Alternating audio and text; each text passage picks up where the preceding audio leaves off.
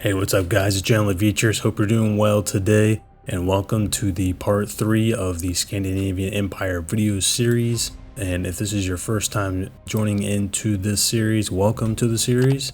I invite you to watch the other two previous videos to get up to date on what's been going on. In our last video, we saw that Belarus was under an invasion by us, and you can see that now I have taken the whole country. The whole blue section is mine, and it's under Sweden, so took that country, and that's mainly it. I haven't expanded more than Belarus. My teammates have consolidated more of Russia here, and then Norway has taken all of the UK and Iceland, and also Romania has joined our coalition, this yellow country. He left the coalition that was with Serbia, Turkey, and I believe Poland, and that coalition has dissolved. To cover how I took Belarus, the nation had actually went AI, so when you fight against AI nations, the difficulty actually isn't too bad, especially early game, because the units aren't high level. You know, I came down from Riga and took these cities first, and then just pushed west, and I used strike fighters and just bombarded these cities over and over again, and just walked in and took the cities, and that's mainly how I did it.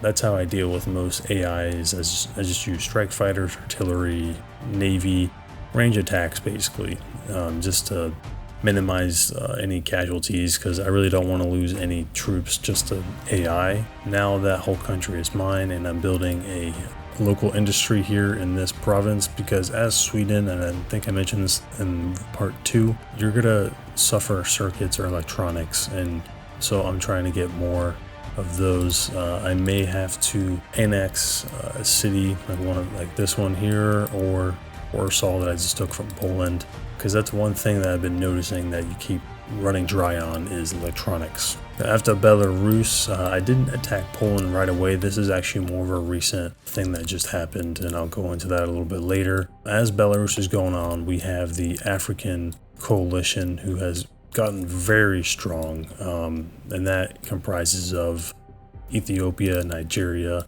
Kenya, Mozambique, and Algeria. They've basically taken most of the continent. It looks like they just need to take Mali, but they have a very strong navy. They have a good base of land troops, of what I've gathered from spies and just watching their activity. Air Force is strong too, so this is going to be a coalition that is going to be difficult. They're already in the Middle East area. They've gotten into Turkey, they've gotten into Spain, and they got into Saudi Arabia. They actually even took Crimea right here, and have an air base right there, so they're already knocking on our door. So we have to be ready for them. My teammates and I, we kind of have a strategy against them, and that's mainly holding a line here. You don't see much right here, I know, but our plan is to have a land defense, because we don't have a good navy right now. We know there's probably naval ships all over the Black Sea, and they're high level. These guys have level 5 naval bases already, especially Kenya. I think he put most of his resources in just getting a level 5 naval base, and he's just sending ships probably all in this region. If we take Crimea, they could just push us back out, and we just lose troops for nothing. We're just thinking that we're gonna push a little back inland, and then we can hold that off. I mean, overall, ships can't take land, but ground troops can. And so we're going with that strategy with a weaker navy at the moment, and just developing our ground forces in Ukraine and holding it. You can see Finland has a massive stack right here, and he's got a lot of troops in Kharkiv right now. Of course, we can spread those troops out when the attack comes, or if it comes. Romania is cleaning up Serbia, and he's going to have to recover after his war with that, but he's got mainly ground troops and air support. And then we already talked about Norway. He has taken UK, which is very helpful in case Algeria, one of those other nations, UK, that would be really bad for us, that they could just move from the UK and attack us. So at least we have that country, but they did take Spain. Regarding Germany, Germany is actually still an active nation. I reached out to them. We're friendly with them, and I hope we stay friendly. You can see they've taken France and the Netherlands, so we're going to see what's going to happen with Germany.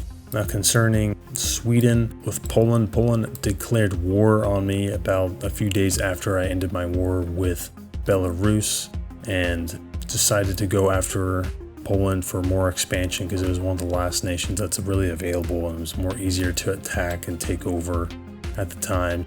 I know in the last video I'd already talked about the strategy, what I was going to do, and I basically did that. So from these 3 cities, I just pushed east and started taking cities. So you can see I've taken Warsaw and I've taken this coastal city here. I have another stack here, a smaller stack that I just have sitting. Gotta take Lubin still. I'm just using strike fighters to attack this stack. And then I have a 4th stack of mechanized infantry and 1 tank destroyer around the border here. I'm going to attack this city very soon. It's most likely just recon and motorized infantry, so I'd expect a pretty good victory at this city.